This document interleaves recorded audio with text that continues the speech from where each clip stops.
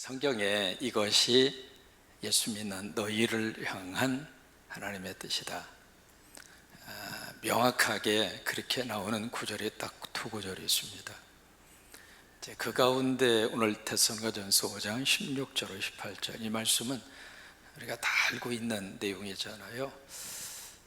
이게 다른 사람들에게 주시는 하나님의 뜻이 아니라 누구한테? 예수 믿는 사람한테. 예수 안 믿는 사람들에게는 이걸 기대하지 않습니다. 근데 내가 예수를 모시고 살고 내가 예수 모셔서 하나님의 자녀가 되고 덥지만은 아멘 좀 하고 가자고요. 그 사람들한테 왜 우리가 예수 믿으면 하나님의 자녀잖아요. 그러면 우리가 믿는 하나님이 나의 아버지가 된다 이 말이에요. 그래서 자녀된 우리들한테 이게 아버지의 뜻이야 하고 우리한테 제시하는 거예요. 그 내용에 대해서 우리가 너무 잘 알고 있잖아요. 뭐예요? 항상 기뻐하고 쉬지 말고 기도하고 범사에 감사하고, 이게 아버지의 뜻이라고 믿으시면 아멘. 아멘은 했는데 이게 우리가 그렇게 지금 살고 있느냐 물으면 그 질문에 대해서는 또 다른 생각이 우리 머릿속에 복잡하게 나옵니다. 여기 항상 기뻐하라 아멘은 했어요. 근데 과연 오늘 하루 기뻐하면서 살았는가? 덥기는 왜 이렇게 더워요? 그냥 짜증나고. 점심에 신방을 마치고 같이 점심을 먹자고 그래서 그 식당에 갔는데 얼마나 더운지 에어컨을 틀었는데 기온을 보니까 방 안의 온도가 31도.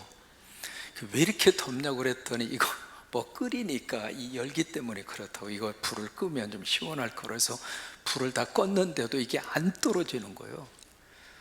그러더니 갑자기 전기가 또 나가버렸네. 이게 기뻐할 수 있느냐고요 지금. 이게 지금 쉬지 말고 기도하라 그래요.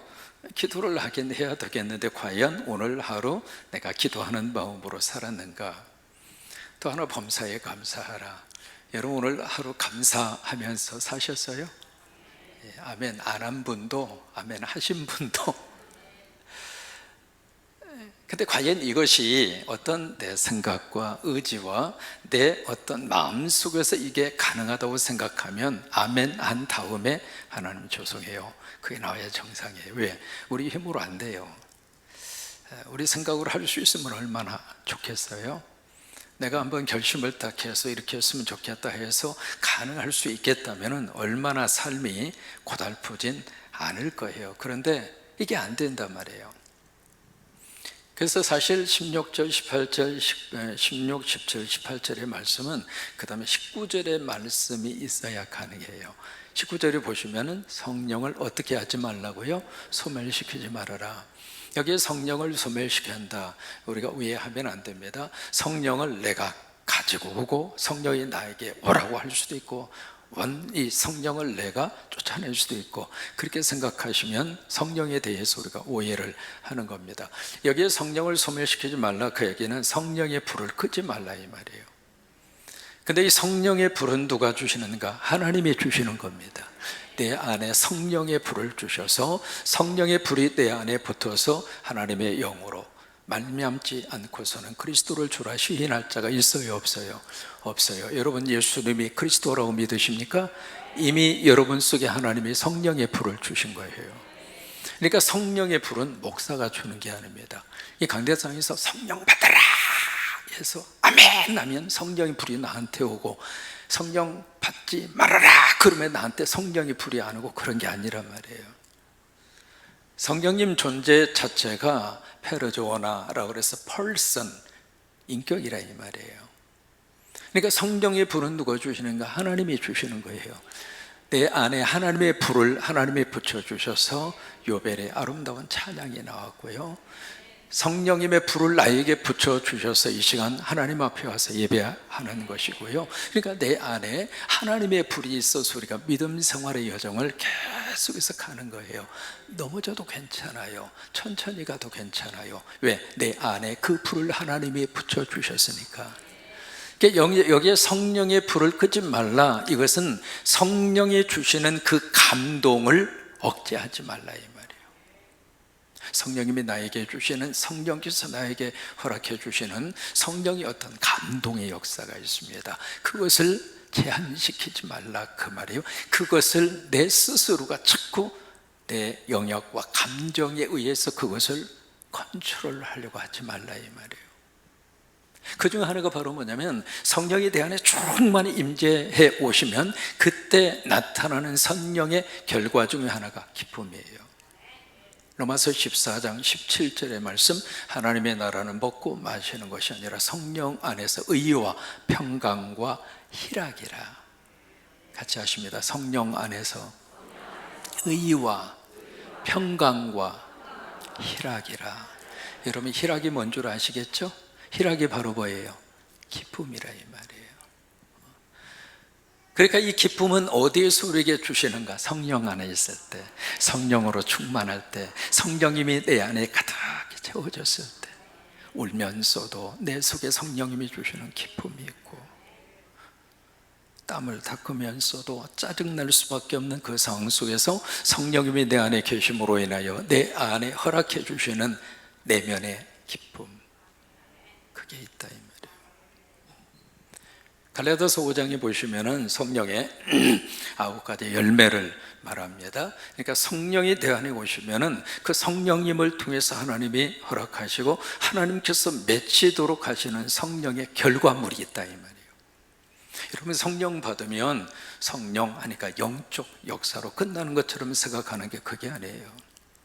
그러니까 성령이 내 안에 오시면은 이 성령 받은 자에게서 나타나는 삶의 열매들이 있습니다. 그것이 첫 번째가 바로 뭐냐면 사랑이에요. 마지막 9번째 열매가 뭘까요? 셀프 컨트롤, 절제예요. 근데 9가지 열매를 쭉 갈라디아서에서 말씀을 하시면서 사랑 그 다음으로 나오는 성령의 열매가 뭐냐면 사랑과 두 번째가 뭘까요? 눈치 빠른 분은 금방 답을 할 수 있어요. 희자로 시작해요. 희락이에요. 희락이 바로 뭐예요? 기쁨이라 이 말이에요. 그러니까 여기 항상 기뻐하라, 내 안에 성령의 불이 타오르고 있을 때. 그렇죠? 여러분, 성령님이 나에게 기쁨을 주실 때에는 그거 억제하지 마시고요, 기쁨을 마음껏 여러분 삶 속에서 그 기쁨을 누리시고 기쁨을 더 많이 즐기시고, 여기 쉬지 말고 기도하라, 이것도 마찬가지입니다. 성령의 불이 내 안에 활활 타오르면 우리 안에 기도가 나옵니다. 그래서 이제 길을 걸으면서도 아바 아버지 그렇게 부르죠. 설거지를 하면서도 아바 아버지 한번 해볼까요? 아바 아버지. 그 기도예요 그게. 그 다음에 성령이 내 안에, 성령의 불이 내 안에 활활 타오르고 있을 때 그 다음에 뭐가 나올까요? 범사에 감사가 나와요. 여러분, 빌립보서 보시면 아무것도 염려하지 말고, 우리가 그 말씀을 묵상할 때마다 아무것도 염려하지 말고, 우리는 모든 것들이 다 염려한데, 눈만 뜨면 걱정이고, 조금만 생각이 깊이 들어가면 미래에 대해서 불안하고 스트레스 받고, 그래서 모든 것들이 다 걱정이고 염려인데, 제가 목회하면서 느낀 게 있어요. 이미 목회 딱 시작하면서 하도 작은 교회로 시작을 해서 하나님 앞에 간절히 기도했습니다. 하나님, 이거요 교회 조금만 더 부흥시켜 주시면 안 되겠어요? 이 교회 존재 자체도 유지하기가 힘들 정도로 교회가 작은 교회였고, 그래서 막 기도해서 어느 정도만 되면 참 목회가 승승장구 할렐루야 그러면서 막 신바람나게 목회할 것 같아가지고 첫 번째 목표가 50명이었어요. 하나님 50명만 좀 올려주세요. 하나님은 하실 수 있잖아요. 하나님은 그 기도 응답했을까요? 안 했을까요? 별로 믿음이 없네 여러분들은.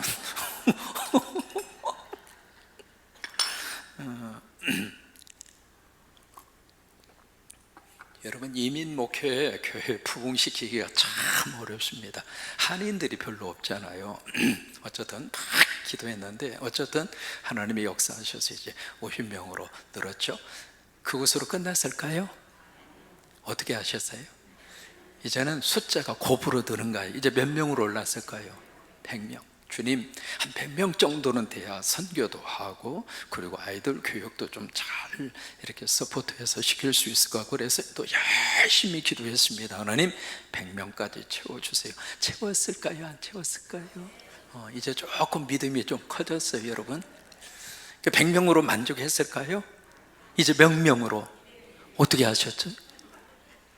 그래서 200명을 듣고 또 간절히 기도했습니다. 채워졌을까요? 할렐루야. 이제 몇 명? 왜 300명으로 깎고? 400명. 참 신기하게도 말이죠, 참 목표를 꼭 간절히 기도하면서 하나님이 그 목표치에 맞게끔 하나님이 채워주시는 거예요. 채워주시는데 이게요, 교인 한 사람이 등록하잖아요. 기쁨과 감사만 있는 게 아니더라고요. 기도 제목을 같이 들고 오는 거예요. 그래서 교인 수가 많으면 목회가 행복하고 하나님 원하시는 선교도 하고, 그리고 나름대로 목회의 기쁨과 행복도 누리면서 사역하는 것으로 끝나는 것이 아니라 그들과 더불어서 씨름하는 일이 더 많아져요. 가지 많은 나무에, 그게 목회 현장이에요. 근데 그런 목표를 하고 있는데 주님이 말씀하십니다. 아무것도 염려하지 말고 하나님이 목회 한번 해봐. 그렇게 말하고 싶었어요. 하나님, 이민 목회 한번 와서 해봐. 얼마나 걱정이 많은데. 근데 하나님은 그렇게 말씀하시거든요. 아무것도 염려하지 말고 너희의 모든 일에 기도와 간구로 너희 구할 것을 어떻게 하리라고요? 여러분, 기도 제목은 아직 풀리지 않는 숙제예요. 기도 제목은 아직 해결되지 않는 문제란 말이에요. 그 문제를 가지고 하나님 앞에 기도하고 간구하는데, 기도는 일반적인 호흡처럼 하는 게 기도이고요, 간절은 말 그대로 간절히 구하는 거잖아요. 거기에는 금식도 들어가고 철야도 들어가고 새벽에 작정기도 들어가고, 그게 다 간구입니다. 그게. 그래서 그 문제 해결을 받기로 해서 간절히 하나님 앞에 기도하면서, 아직 문제 해결된 것도 아니고 기도 응답이 이루어진 것도 아닌데 하나님은 그렇게 말씀하시는 거예요. 감사함으로 너희 구할 것을 하나님 앞에 하려라.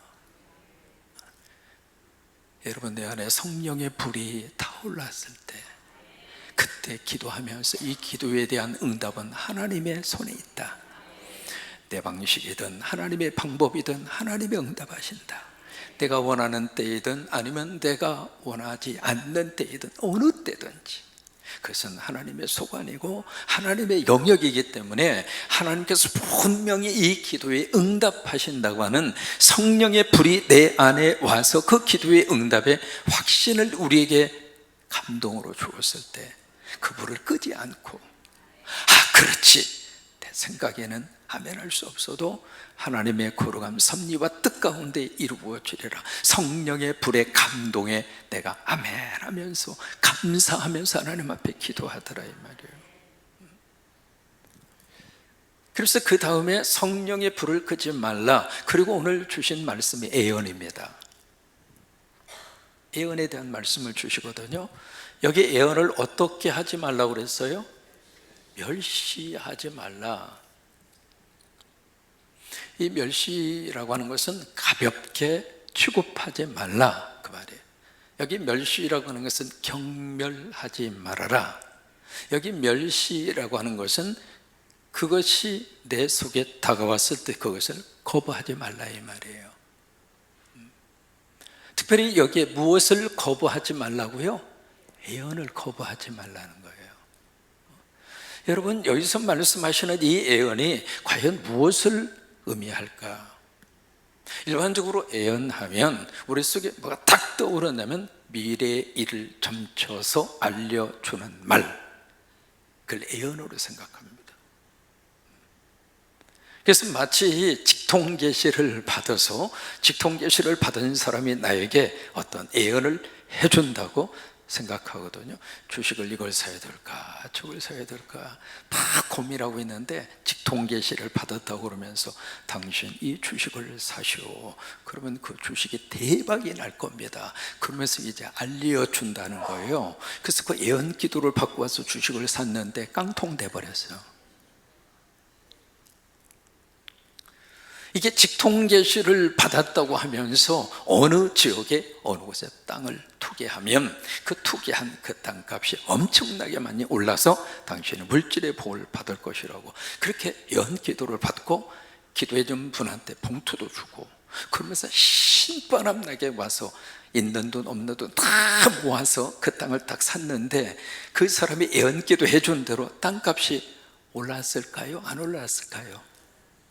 오를 수도 있고 안 오를 수도 있고, 그걸 우리가 예언이라고 생각하는 거예요. 과연 오늘 말씀이 그런 미래적인 것을 우리에게 미리 알려주는 그 말, 그 예언을 무시하지 말고 가볍게 취급하지 말고 그것을 멸시하지 말라고 말씀하시는 것인가? 그래요? 여기 예언이라고 하는 말이 똑같은 예언인데요, 한문으로 쓰면 이 예자가 달라요. 말씀어는 똑같아요. 근데 이 예자가 미리 앞에 것을 내다보는 그 예도 있지만은 이 예자 가운데 뭐가 있냐면 맡길 예자가 있습니다. 맡길 예. 은행에 가시면 여러분들이 돈을 어떻게 해요? 예금을 해요. 그때 예자라고 하는 것은 맡길 예자입니다. 내 돈을 갖다 거기다 맡기는 거예요. 여기 예언이라고 하는 것은 바로 말씀을 누군가가 우리에게 맡겨줬다 이 말이에요. 맡겨준 거. 누가 맡겨줬는가? 하나님이 맡겨주신 말씀은 하나님 말씀이에요. 이해가 되세요? 그래서 여기에 예언이라고 하는 말을 쓸 때 우리가 구약 성경에서 어떤 사람을 만나면 선지자를 만납니다. 선지자 또는 이 선지자라고 말을 하기도 하고 또 하나 어떻게 부르기도 하는가 예언자라고 부릅니다. 이 선지자와 예언자를 히브리 말로 뭐라고 하는가? 나비라고 부릅니다. 나비. 이 나비라고 하는 이 말이 어디에서 왔느냐면 나바에서 왔어요. 나바. 그러면 이 나바라고 하는 이 단어의 뜻이 어떤 뜻인가? 하나님의 말씀을 전하는 자를 나바라고 그래요. 나바. 그러니까 여기서 나비, 선지자나 예언자라고 하는 그 사람들의 그 이름의 뜻은 자기 말이 아닙니다. 내 말을 전하는 사람들이 아니라 하나님이 그들에게 말씀을 맡긴 거예요.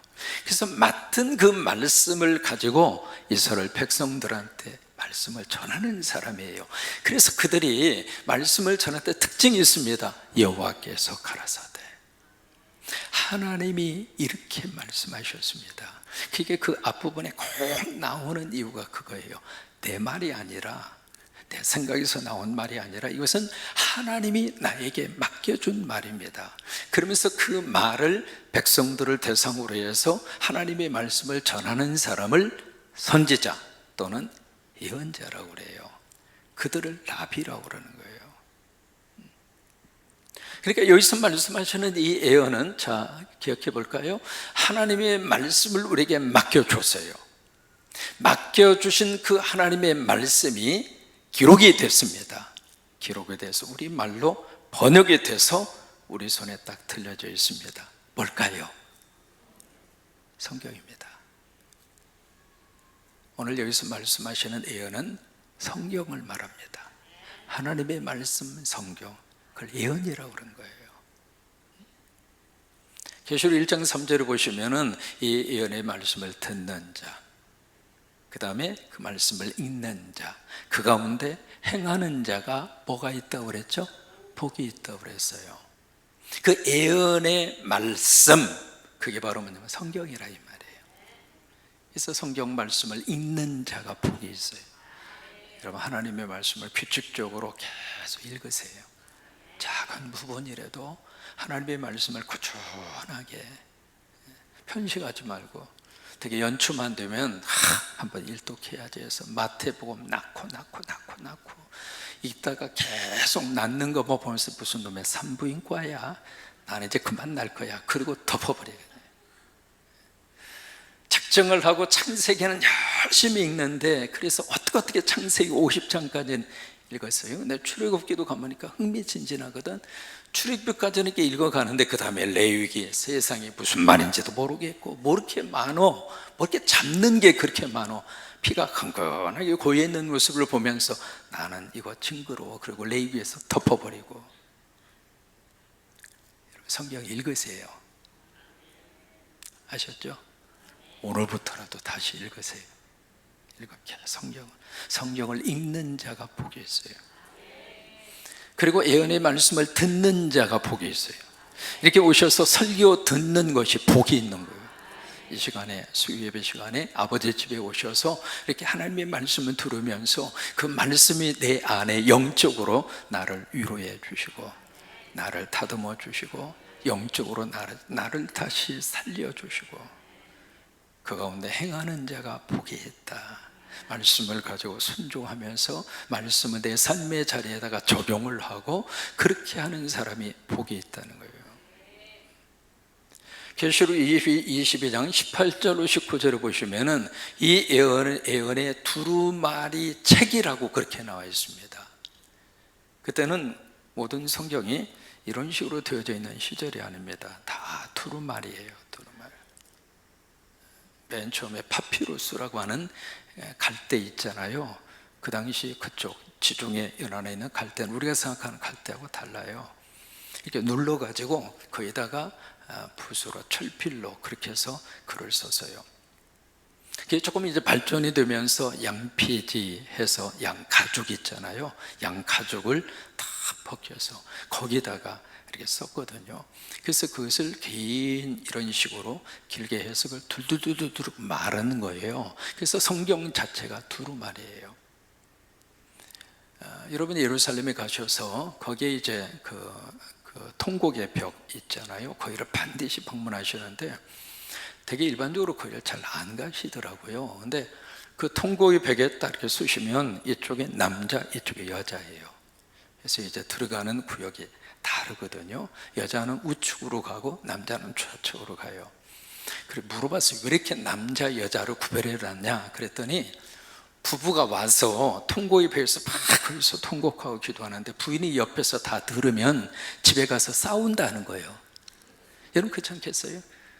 그래서 이제 갈라놨다고 그렇게 이야기를 하더라고요. 근데 이제 그 통곡의 벽에서 좌측으로 이렇게 들어가는 통로가 하나 있습니다. 그 통로가요, 그 밑에서 고대 예수님 당시에 거기서 골고다 언덕까지 연결되는 지하 터널이 발견이 됩니다. 그 지하 터널은 역사적으로 엄청나게 중요한 기독교의 유적지예요. 그래서 그것을 발굴하기 위해서 들어가다가 중간에 딱 끝났습니다. 왜 그러는가? 그게요, 바로 지금 악사사라고 해서 여러분 황금동이라고 하는 이 감남산을 보시면 황금동이라고 하는 건물이 하나 있습니다. 그 건물에 들어가면 거기에 바위가 하나 있어요. 그게 유명한 아브라함이 이삭을 잡아서 바치려고 했던 모리아산의 바위다. 우리는 그렇게 믿고 회교도에서는 거기서 이삭이 아니라 누구?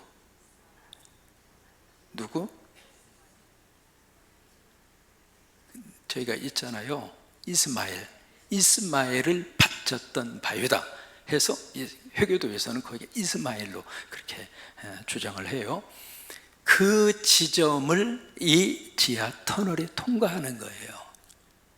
그래서 회교도에서 들고 일어난 거예요. 저희들의 성질을 어떻게 함부로 들어올 수 있느냐. 그래서 이제 발굴을 하다가 딱 중단했거든요. 근데 그쪽 들어가는 입구에 뭐가 있느냐면 쭉 벽에다가 이게 도서관 뭐 이렇게 진열해 놓은 것처럼 그게 쭉 이렇게 있습니다. 거기가 뭐가 있느냐면 두루마리 성경을 거의 다 보관한 데예요. 그게 여러분 거기 가시면 그걸 여러분들이 볼 수 있습니다. 계시록 22장 18절 19절 말씀에 이 두루마리 책 예언의 두루마기의 책에 대해서 내가 너희들에게 증언한다. 그리고 하시는 말씀이 누구든지 이 두루마기 예언의 책에서 빼는 자는, 그 말씀을 하시는 거예요. 빼거나 더하는 자는, 만약에 이 두루마리 예언의 성경 말씀에 뭔가를 거기다가 첨가하거나 더하는 자는 이 예언의 말씀에 있는 재앙을 그에게 더할 것이다. 만약에 여기서 이 예언의 두루마리의 이 말씀에서 빼는 자가 있다면 그는 생명나무와 영원한 그 나라의 그 자리에서 그의 이름을 빼버릴 것이다. 그게 바로 오늘 이 말씀입니다. 이 예언의 말씀을 멸시하지 말라 그 말이에요. 하나님의 말씀을 멸시하지 말라 그 말이에요. 여러분, 창세기 7장 8절 노아의 홍수 기억하시죠? 하나님이 노아에게 미리 알려줍니다. 그래서 노아가 120년 동안 방주를 만들어요. 방주를 만들면서 이 노아가 예언의 말씀을 사람들에게 전했겠죠. 그런데 그 사람들 모두가 다 이 예언의 말씀을 멸시합니다. 결국 다 죽었습니다. 그러니까 예언의 말씀을 멸시하는 자에게는 하나님의 심판이 있다 이 말이에요. 소돔과 고모라, 롯도 마찬가지죠. 하나님이 미리 알려줍니다. 예언의 말씀이죠. 그래서 이제 그 가족을 구원하기 위해서 롯이 자기 딸들과 그리고 결혼할 사유입니다. 결혼한 사유가 아닙니다. 결혼을 약속한 사유들이에요. 그들을 불러놓고 이 롯이 쭉 설명을 합니다. 그때 이 사유들이 보인 반응이 있습니다. 어떻게 여기서요? 농담으로 여깁니다. 예언의 말씀을 멸시한 거죠. 그때 정반대로 니느웨 성에 있는 사람들이 요나가 가서 막 예언의 말씀을 전합니다. 40일 후에 이 성이 망할 것이요. 근데 그 예언의 말씀을 니느웨에 있는 백성들은 멸시하지 않았어요. 그 말씀을 아멘으로 받은 거예요.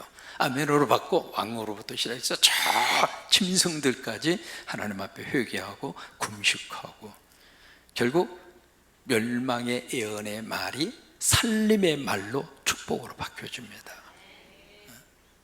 여러분, 성경 말씀을 멸시하시면 하나님의 심판이 있습니다. 그러면 오늘 이 말씀에 왜 예언이라고 하는 단어를 콕 집어서 썼을까?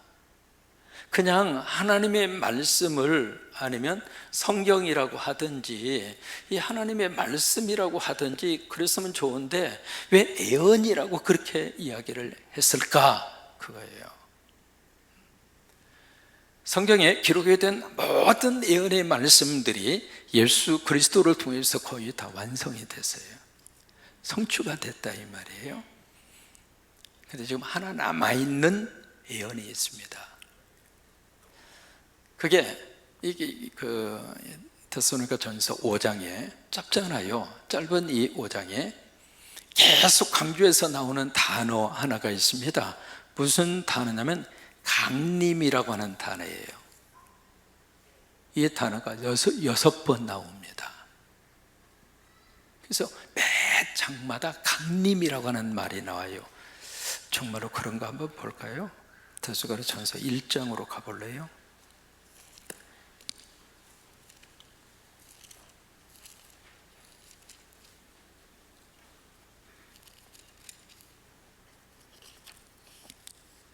(1장) 10절입니다. 10절 같이 한번 읽죠.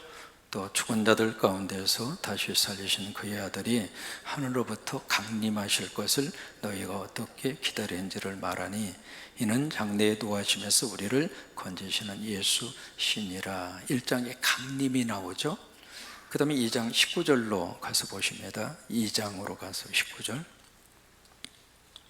시작. 우리의 소망이나 기쁨이나 자랑의 멸류관이 무엇이냐? 그가 강림하실 때 우리 주 예수 앞에 너희가 아니냐. 2장에 강림이 나오죠. 그 다음에 3장으로 가서 3장 13절입니다 3장 13절 같이 있습니다. 너희 마음을 굳건하게 하시고 우리 주 예수께서 그의 모든 성도와 함께 강림하실 때에 하나님 우리 아버지 앞에서 거룩함에 흠이 없게 하시기를 원하노라. 그 다음에 4장으로 가셔서 4장 15절과 16절입니다. 같이 읽죠. 우리가 주의 말씀으로 너에게 이것을 말하노니 주께서 강림하실 때까지 우리 살아남아있는 자도 자는 자보다 결코 앞서지 못하리라. 16절 주께서 후령과 천사장의 소리와 하나님의 나팔 소리로 치니 하늘로부터 강림하시리니 그리스도 안에서 죽은 자들이 먼저 일어나고, 그 다음에 5장으로 가셔서 5장 23절입니다. 같이 읽죠. 평강의 하나님이 친히 너희를 온전히 거룩하게 하시고 또 너희의 온 영과 혼과 몸이 우리 주 예수 그리스도께서 강림하실 때에 흠없게 보존되기를 원하노라. 이게요, 데살로니가 전서에 이 강림이라고 하는 게 계속 강조가 돼요. 그래서 데살로니가 전서를 가리켜서 강림의 책이라고 합니다. 여러분, 강림이 뭐예요? 예수님이 다시 오신다 이 말이에요. 다시 오신다. 예수님이 다시 오신다고 하는 이 예언의, 강림의 예언의 말씀을 멸시하지 말라. 히브리서에 잠깐 후면 오실 이가 오시리니 지체하지 아니하리라. 여러분, 우리가 이 마지막 때를 살고 있습니다. 주님이 다시 오신다고 하는 예언의 말씀을 무시하지 말고 가볍게 취급하지 마시고 꼭 그 말씀을 기억하고 하루하루 주님 바라보고 잘 견디고 이거 승리하는 여러분 되시기를 주의 이름으로 축원합니다.